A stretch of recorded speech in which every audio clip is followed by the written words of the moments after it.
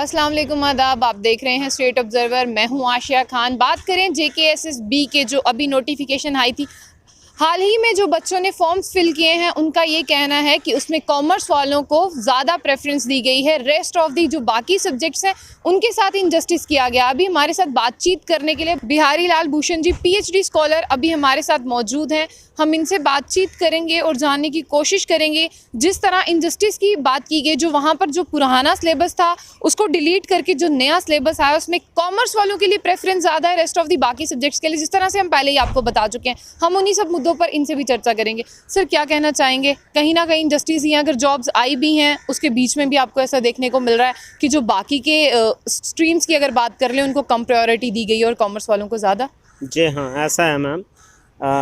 मैं आपसे इतना कहना चाहता हूँ कि Jammu Kashmir service selection board ने प्रीवियस सिलेबस जो अपनी ऑफिशियल वेबसाइट पे अपलोड करा था, that syllabus was equally distributed.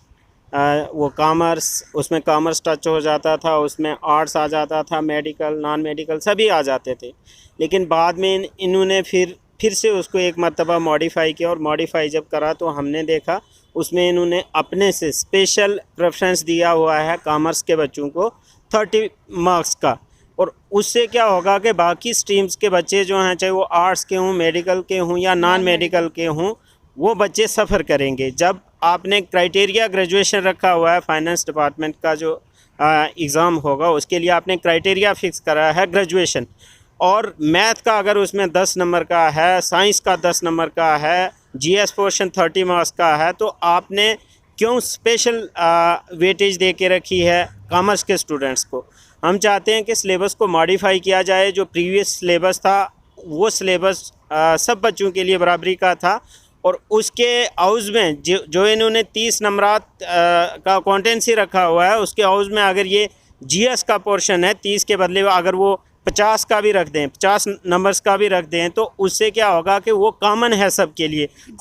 Arts का हो उसमें बच्चा, या मेडिकल का हो, नॉन मेडिकल का है, जो GS पोर्शन है वो सब बच्चों के लिए कॉमन है। और मेरा भी सवाल आपसे यही था कि जिस तरह से अकाउंट्स की बात की गई वो तो पर्टिकुलरली कॉमर्स के बच्चों के लिए था, और जो बाकी की रेस्ट ऑफ दी बात की गई, जिस तरह से आपने GS के पोर्शन की बात की, वो तो सबका एग्जाम्स होगा ना, चाहे मेडिकल है, नॉन मेडिकल, कॉमर्स हो। उसमें क्यों नहीं किया गया JKSSB की तरफ से ये एक पर्टिकुलर ही? क्यों बच्चों ने डिमांड की थी? नहीं, मुझे लगता है इसकी एक्सप्लेनेशन मेरे से बेहतर एक्सप्लेनेशन JKSSB के चेयरमैन साहब ही दे पाएंगे कि किस तरह से उन्होंने मानते हैं कि डिपार्टमेंट ने उनको सिलेबस फ्रेम करके दिया हुआ है। लेकिन जो सिलेबस फ्रेमिंग कमेटी है, एटलीस्ट उनको तो सोचना चाहिए ना कि जब आपने क्राइटेरिया ही ग्रेजुएशन रखा हुआ है, उसमें फिर क्या ज़रूरी है आप आर्ट्स के मान के चलो कॉमर्स की जगह वो आर्ट्स के बच्चों को अगर दे देते हैं स्पेशल प्रेफरेंस, और वो वेटेज कॉमर्स के आर्ट्स के बच्चों को दे देंगे, तो क्या दूसरे स्ट्रीम्स के बच्चे उससे सफ़र नहीं करेंगे? हम बहुत कम लफ्ज़ों में मैं आपको यही बताऊं कि अगर एक चिड़िया के चहचहाने से बाहर नहीं आएगी तो कल को पूरा गुलिस्तान इसमें अपनी शमूलियत दर्ज करवाएगा।